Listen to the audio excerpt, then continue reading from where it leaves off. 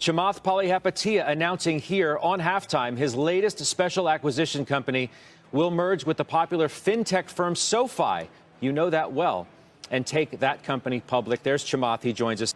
Hey, Scott. How are you? I'm good, Happy thanks. New Year. I know you as well. And I know it's a big day for you. Why SoFi? Have you been targeting fintech for a while? Yeah, you know, a lot of the things that I do is try to look back at some of the best investments we've made, like Amazon and Tesla, and try to find patterns.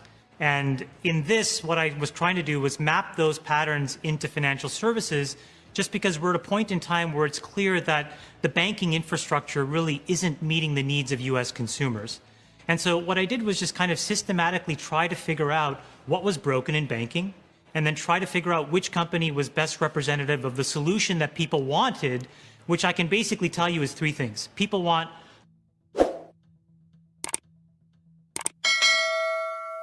low to no fees, they want fair and transparent lending, and they want a full suite of products so that you can basically have a one-stop shop. And SoFi basically was the top of the list when I looked across all the companies on those dimensions. We've obviously been following SoFi for a long time. It's been a member of CNBC's Disruptor 50 list, so we're very familiar with it. We're familiar, obviously, with Anthony Noto. The idea of this disruptive force, Chamath, in banking post-financial crisis and what people are looking for, that's a big part of the success of SoFi and certainly of your attraction to it. Yeah, in fact, you know, the way that I think about this is I call this sort of the anatomy of innovation, right? You look under the hood of the best companies and the best CEOs, they do the following things. The first thing is, when you get a good product, you don't sit on your heels. You double down and you invest really aggressively to use technology to drive down the cost. And then what you do is you deliver those savings onto consumers. Then you launch many more products on top of the same platform. And the most important thing you have to do for people is to democratize access to a key resource. That's what Amazon has done. That's what SoFi is doing. Because the problem that banks have right now is after the great financial crisis, what they've done is they make money with hidden fees, with exorbitant fees.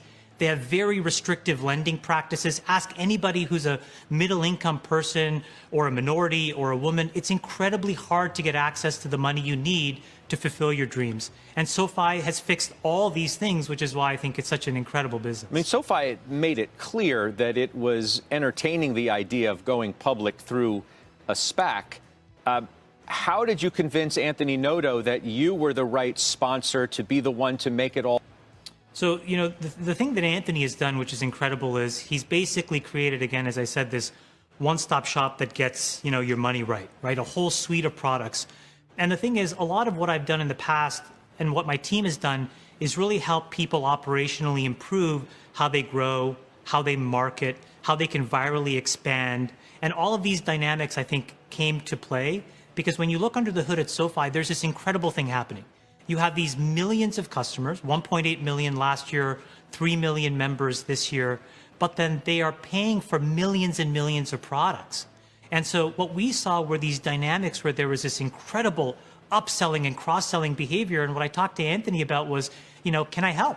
Can I try to do what I've, you know, been able to do at Facebook, what I was able to do at Slack? You know, in fact, when Anthony and I first met 10 years ago, it was actually when he was at Twitter, and we talked about working together there to do the same things. And so that's how the relationship started, and that's how we decided to come together and do this transaction. I've always sort of wondered when you have a SPAC, it's the quest is about the what, right? I mean, you have basically a year to go find the what. What company are you going to try and merge with and take public? What's not discussed so often is the who, the man or woman behind the company, who is the operator. What is it about Anthony that is attractive?